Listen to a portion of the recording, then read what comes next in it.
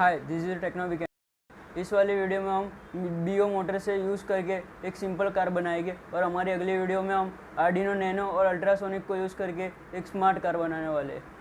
हमारी वीडियो को नए हो तो सब्सक्राइब कर दो।